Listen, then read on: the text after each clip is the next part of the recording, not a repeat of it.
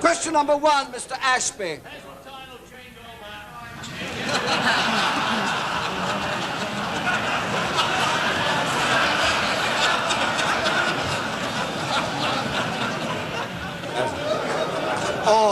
Order. Let's start again. Prime Minister. Mr. Speaker, this morning I presided at a meeting of the Cabinet and had meetings with ministerial colleagues and others. In addition to my duties in this House, I shall be having further meetings later today, including one with Chief Buthelezi. Ashby.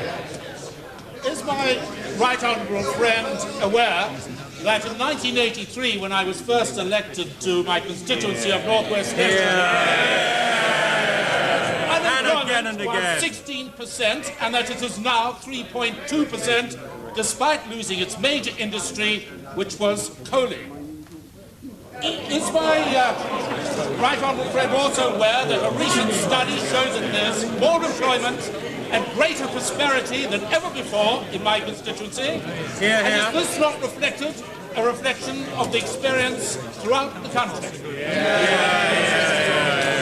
Mr. Speaker, I am glad to hear that my honourable friend's constituency is doing so well after 11.5 years of Conservative government. Long may it continue.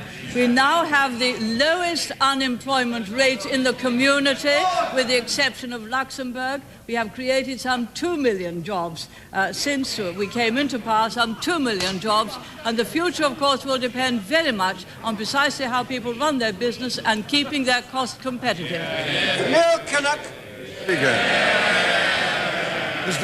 Mr. Speaker, would the Prime Minister confirm that the Madrid conditions were in fact imposed upon her by resignation threats from the then Foreign Secretary and Chancellor?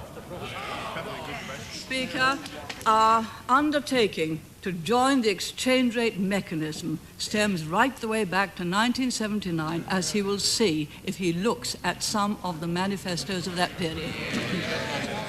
Speaker, my question was specific, and so was the recall of the Right Honourable Gentleman for Surrey East, with the obvious assent of the Right Honourable Gentleman for Blaby.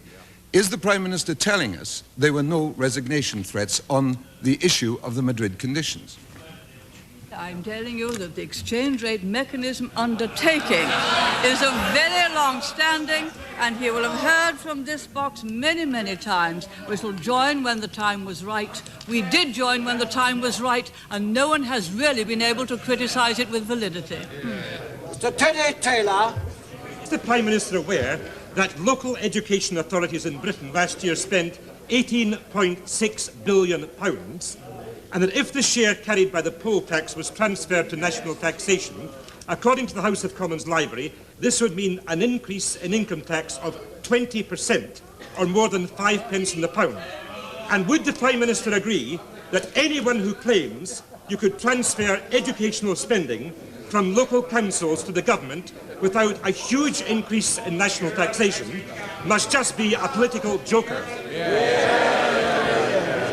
Mr. Speaker, if all education costs were transferred to central government and the grant still left with local government, it would mean a huge increase in income tax, as my honourable friend has said, or a substantial reduction in monies available for other services such as health and pensions and defence and law and order. So either you get a big increase in income tax or you get a substantial reduction in public expenditure.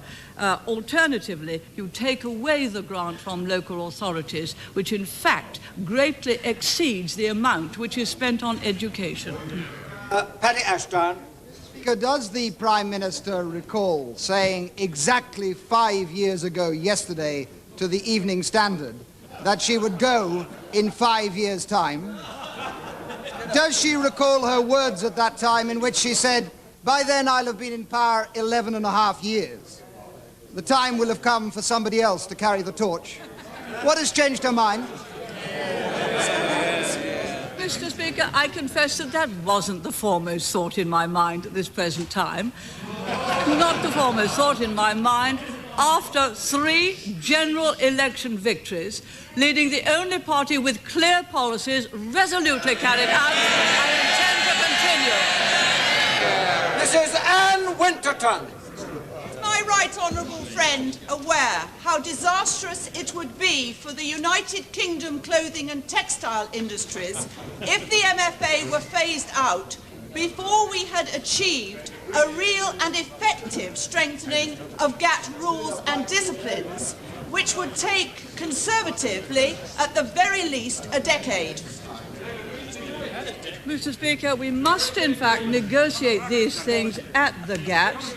If we do not, in fact, extend freedom of trade, there will be many of our exports which are denied admission by third world countries. We have had previous experience where textile quotas from one country have deliberately prevented them from making other orders in other commodities, particularly engineering, from this country. So we have, in fact, to negotiate the whole thing in GATT, which we intend to do. Harry Barnes. Number 2. I refer the honourable gentleman to the reply which I gave some moments ago. Barnes. Will the Prime Minister tell us who and what is fiddling the franchise in England, Scotland and Wales, where there is a shortfall of 600,000 of those eligible on the electoral register? And who and what is fiddling the franchise in Finchley, where 8.5% are missing off the register in the past 2 years? That is equivalent to 32 people missing off an electorate of 372, however sophisticated or unsophisticated that electorate is. Isn't the who that is responsible the Prime Minister's current government and former governments, no matter who were members of those governments? And is it the what that is responsible, the poll tax, which itself is irreformable as far as the electoral register is concerned? Speaker, local residents have a duty to register both for the electoral roll and for the community charge, and they also have a duty to pay the community charge. Those who do not do so are passing on their own burden to their neighbours, while they expect nevertheless to have all local authority benefits. To Arbuthnot. The right honourable friend not agree that the agreement on conventional forces in Europe, which she will be signing in Paris next week, represents a historic step forward in arms control? And does she further agree that if the West had not maintained its resolute stand, led by her government, this would never have been achieved? Mr. Speaker, there will be 35 nations at the conference in Paris, and we shall be signing that most excellent particular agreement, which is very beneficial to this country. It removes from us the danger of a sudden surprise attack. It reduces the amount of forces we will have to keep in Europe, and I agree with my honourable friend. None of it would have been possible but for a resolute defence, and in particular for stationing cruise and Pershing missiles and being the first to do so. Jack Thompson. Number 3. I refer the honourable gentleman's reply which I gave some moments ago. Jack Thompson. Speaker, because under normal circumstances, 2 heads are better than 1, will the Prime Minister consider seeking the help of a right honourable friend from Henley to sort out the problems of the poor tax? Mr. Speaker, my right honourable friend, the Secretary of State for Environment, had a review of the community charge. He announced his review. All of the effects have not yet come into action. There will in fact be some, I think, further orders from the announcement of that review still to be laid before the House, some benefits from the extra transitional charge and some benefits from the 2.5 billion extra amounts of money that were allocated to the rate support, the revenue support grant, which goes to local authorities. All of those have yet to come into effect. Sir Hal Miller. Mr. Speaker, would my right honourable friend, at a time when people are trying to spread doom and gloom about our manufacturing industry, reflect on the performance of the motor industry, which even last month increased production, increased exports and increased investment? And would she please support that success by ensuring that our continental partners do not impose limits on exports of cars made in this country?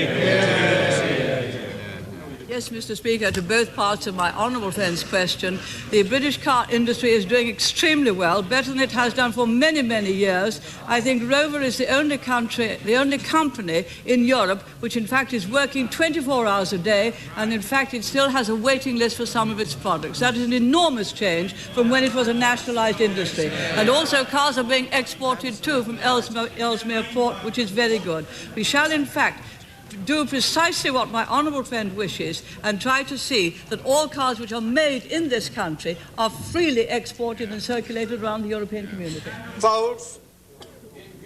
The somewhat sleazy appointments of some of the trustees to the boards of the national institutions, and in view of the conviction of Gerald Bronson, what does the Prime Minister intend to do to take him off the board of the Natural History Museum?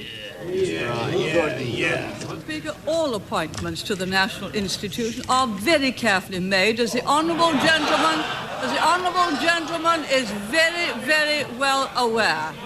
And they will continue to be carefully made, and people do a very great service, the overwhelming majority do a very, very great service to these particular institutions.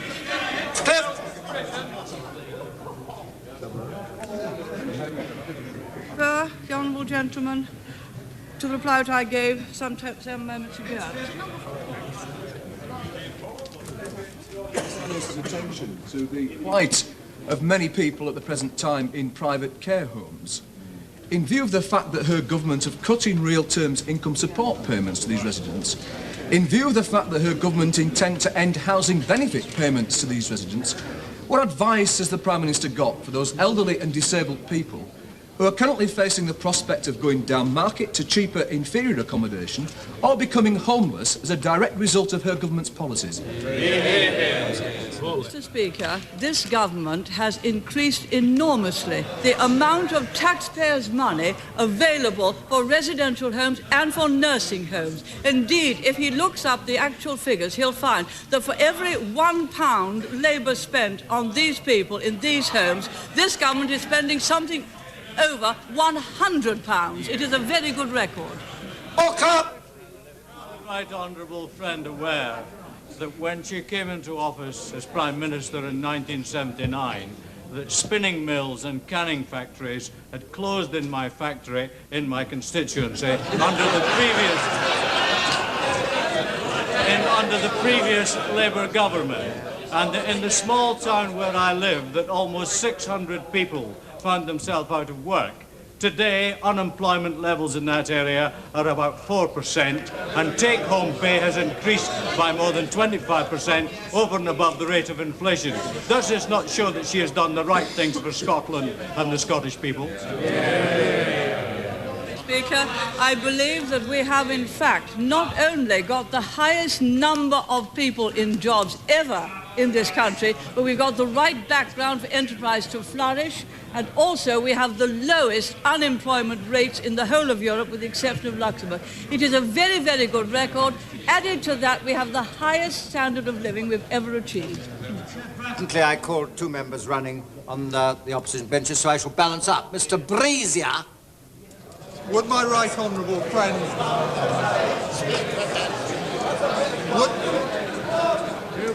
Would my right honourable friend agree that the EC ministers passed a resolute resolution at the last summit on the subject of the Gulf crisis, but that when it actually comes to action, we see once again that it is Britain who are proving to be the best Europeans?